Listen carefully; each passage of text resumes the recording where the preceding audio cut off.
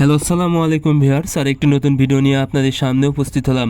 আজকের ভিডিওতে মূলত আমি আলোচনা করব আপনারা মুরগিকে কেন গাম্বুরা ভ্যাকসিন করবেন এবং এই ভ্যাকসিনটা মুরগির জন্য কতটা জরুরি এবং এই ভ্যাকসিন করা সঠিক পদ্ধতি এবং নিয়ম। আপনারা যারা মুরগি পালন করে থাকেন, ব্রয়লার, সোনালি, লেয়ার এবং যে কোনো ধরনের মুরগিকে কিন্তু গাম্বুরা ভ্যাকসিনটা করা অত্যন্ত জরুরি, কারণ মুরগির বাচ্চার জন্য গাম্বুরা রোগ অনেক মারাত্মক।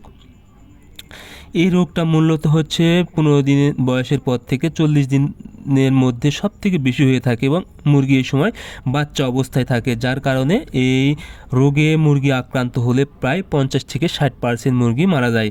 আপনারা অনেক সময় দেখবেন মুরগি চুনা পায়খানা করতেছে, হালকা পাখনা ঝুলে গেছে, ঝিম মারতেছে এবং মুরগি চিত হয়ে কিন্তু মারা যাচ্ছে। সেক্ষেত্রে বুঝতে হবে মুরগির গাম্বুরা রোগ হয়েছে। এইরকম সমস্যা যেন না হয়, সেক্ষেত্রে আপনাদেরকে অবশ্যই গাম্বুরার ভ্যাকসিনটা করে নেবেন। তাহলে দেখা যাবে প্রায় 50 থেকে 60% মুরগি এই রোগ থেকে সেফ থাকবে। এই ভ্যাকসিনটা আপনারা কখন করবেন? এই ভ্যাকসিনটা মূলত 2বার করতে হয় মুরগিকে, যে কোনো ধরনের মুরগিকে শুধু 2বার করতে হবে।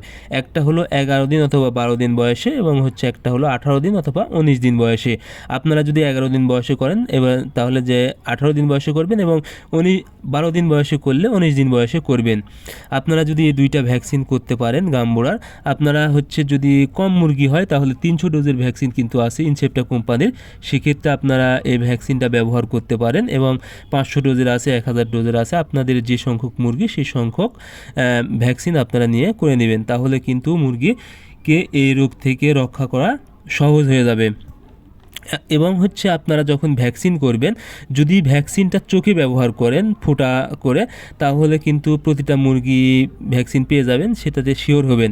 তবে যদি মুরগিকে আপনারা খাওয়ান, অর্থাৎ ভ্যাকসিন পানির মাধ্যমে খাওয়ান, সেক্ষেত্রে আপনারা অবশ্যই 3 থেকে 4 ঘন্টা পূর্বে পানি সরিয়ে নেবেন, যেন মুরগি পিপাসা লাগে। তাহলে যখন ভ্যাকসিনের পানি দিবেন প্রতিটা মুরগি খুব সহজেই পানি খেয়ে নেবে, তাহলে কিন্তু ভ্যাকসিনে কাজ করবে।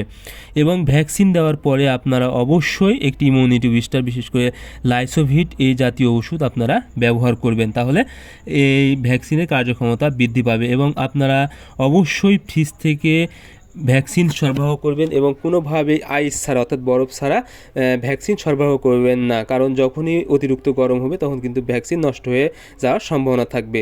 সো আপনারা অবশ্যই গাম্বুরার ভ্যাকসিনটি এভাবে করে নেবেন, মুরগিকে সুস্থ রাখবেন।